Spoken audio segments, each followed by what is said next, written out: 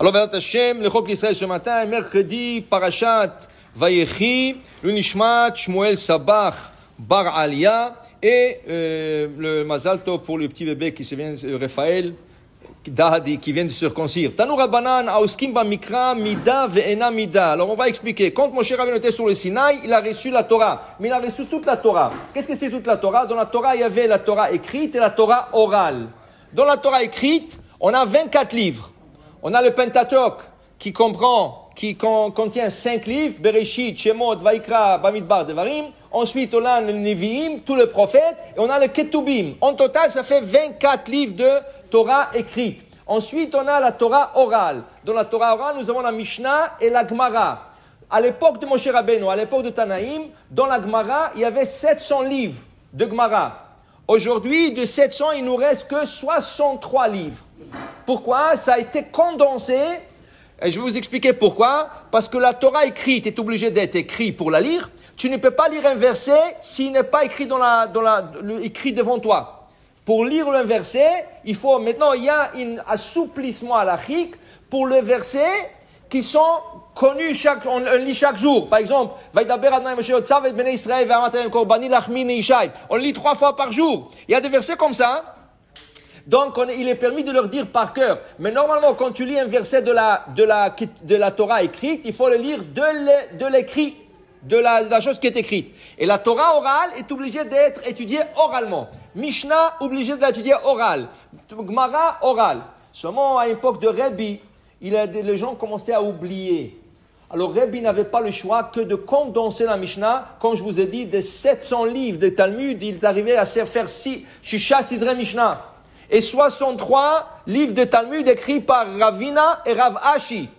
Okay? Et ils ont condensé tout, ils ont écrit. Alors maintenant, ici, il te dit, Tanu Rabbanan, Chachamim nous enseigne de la Gemara. Aoskim Ba Mikra, ceux qui vont étudier le Chumash, le Mikra, Mida, Ve'ena Mida. C'est bon, mais c'est pas le meilleur. Ça veut dire c'est important de savoir la Torah. Qui veut dire c'est important de savoir qui est Abraham, qui est Yitzhak, qui est Yaakov, qu'est-ce qu'ils ont fait, tous les événements, leurs femmes, leurs enfants, tout ça c'est bon. Tu lis Rashi un peu, un commentaire de Rashi, tu comprends. C'est important, c'est important. Mais il y a quelque chose mieux que ça. Qu'est-ce qui est mieux que ça? Ba Mishnah, Mida Venotnim Alea Sachar. Plus grand que ça, étudier la Torah orale, la Mishnah. La Mishnah, c'est un Mida, c'est un grand niveau. Et la Mishnah, c'est facile pour beaucoup de gens parce que c'est complètement en hébreu. C'est complètement en hébreu. Là, il y a plus facilité. Alors, quelqu'un qui veut commencer à étudier le Talmud, on lui suggère de commencer par les Mishnayot. Pourquoi les Mishnayot? C'est complètement en hébreu, c'est plus facile à comprendre. Et là, après, Gemara, étudier la Gemara, c'est la meilleure des choses. Seulement, les gens le trouvent un peu difficile. Pourquoi? Parce que c'est en araméen. La majorité est en araméen. Et en plus de ça, la structure de la Gemara, c'est question, réponse, développement. Alors la Gemara, qu'est-ce qu'elle fait? Elle prend la Mishnah et le développe. Alors il y a beaucoup de gens qui ne veulent pas se casser la tête. Mais Baruch Hashem, maintenant les gens ne sortent pas, n'ont pas où aller. Prends une page. Tu n'es pas obligé de la faire toute la Gemara. En vérité, il y a des groupes qui étudient le Talmud en entier, les 63 livres, en 7 ans. Ça s'appelle Daf Hayomi. Daf Hayomi, ça veut dire une page par jour. Beshava Shanim, en 7 ans, Gomer et Kol Talmud, tu termines tout le Talmud. Okay? Mais, tu n'es pas obligé de le faire. Tu peux étudier une page dans 7 ans, si tu veux. Si ça t'apprend tellement de temps, une page 7 ans. Prends ton rythme, à ton à l'aise. Okay? Mais la satisfaction, tu vas avoir une satisfaction extraordinaire. D'étudier une page de Gemara, même si tu n'arrives pas seul, avec un Havruta, avec un Rav, tu peux le faire sur l'internet, sur des cours en ligne, okay? Mais c'est une satisfaction extra. Pourquoi? Ça te donne l'archov de penser. Ah, il a dit comme ça. Pourquoi il a dit comme ça? Et l'autre, il attaque. Le rabbin, il dit non, c'est pas comme ça, c'est comme ça. Qui c'est qui a raison? Je suis les preuves. C'est une grande satisfaction. Alors, en lechamida, gdola mizon, ça c'est la plus grande chose qu'il peut avoir. Maintenant, ul olam, everatz la mishnah yoter min la Gemara. La Gemara continue en disant, tu sais, c'est mieux d'étudier la Mishnah. Une seconde. Tu viens de me dire que la Gemara, c'est mieux que le Tertov la Mishnah. Alors pourquoi tu dis Ratz la Mishnah? Pourquoi la route la Mishnah? Pourquoi courir la Mishnah? Dit la Gemara, Bime Rebbi Nishnet Mishnazo, Gmarazo, ça c'est à l'époque de Rebbi qu'on a dit ça. Pourquoi? À l'époque de Rebbi, tout le monde a entendu. La Gemara c'est la meilleure des choses. Ils ont lissé la Mishnah de côté et ils ont commencé à étudier la Gemara. Mais c'est un problème. La Gemara c'est le développement de la Mishnah. D'abord il faut savoir la Mishnah pour étudier la Gemara. Alors il a dit Rebbi, non, laissez tout et commencez à étudier la Mishnah. Qui a dit quoi? Ken? De quoi on parle? Et rien qu'après, on peut aller et étudier et s'investir dans la Gemara. Alors pour vous dire vraiment, il y avait un homme, c'était un boxeur.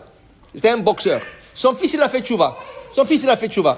Alors son fils a fait tchouva. Depuis qu'il a fait tchouva, son fils, il n'avait plus le langage avec son fils. Ça veut dire, le fils étudiait et le papa regardait le boxe sur la télévision. Il avait déjà 60 ans et quelques. Il regardait des matchs de boxe. Il se regardait lui-même dans le match et tout ça. Un jour, il dit à son fils, allô, avant, tu venais avec moi, on prenait de popcorn, on s'assoyait ensemble, on regardait la télé, on regardait le boxe. Maintenant, tu ne me parles plus. Papa, il dit, qu'est-ce que je vais regarder le boxe? Ça vaut rien. Moi, j'ai la Gemara. Gemara, qu'est-ce que c'est? Mais je ne sais pas. Il dit, papa, c'est trop difficile pour toi. Il dit, s'il te plaît, commence à m'apprendre. Imaginez-vous, ça lui a pris 1 an pour apprendre à son père une page. 1 an. Il a étudié avec son père. Quand le papa il a fini la page, il dit, moi, je veux faire Sioum. L'autre, il commence à rigoler. Il dit, papa, le Sioum, on fait quand on termine la Gemara. Il y a des Gemarotes qui ont 30 pages, des 60 pages, des 100 pages. Mais tu as pris une page. Je veux faire Sioum. Il est parti demander à son Rabbi Moshe Feinstein. Il dit, Rabbi, qu'est-ce que j'ai fait? Il dit, non, il faut écouter.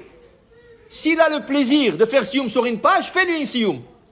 Il lui a fait Sioum. Ils ont fait une grande fête à la Yeshiva. Ils ont emmené tous les élèves. Ils ont fait le Sioum. Ils ont fait tout ce qu'il faut. Le papa est venu, il a fait un discours, c'était beau. Le lendemain, le fils lui dit, le soir, il dit, papa, demain, on commence la 2e page. Oui, j'ai hâte. Le lendemain, le fils se réveille, et papa ne se réveille pas, il va, papa, allez, il bouge pas. Qu'est-ce qui est arrivé? Il a passé dans son sommeil. Alors le rabbin qui a fait le discours avant hier, qui a dit, ce monsieur, il est grand, il a étudié une page, il a pris 1 an, il a dit, ce monsieur, il a acquis son monde avec une page. Il a pris son monde futur avant de quitter ce monde. Il a pris avec lui une page de Gemara. Baruch Adonai Le'olam. Amen ve Amen.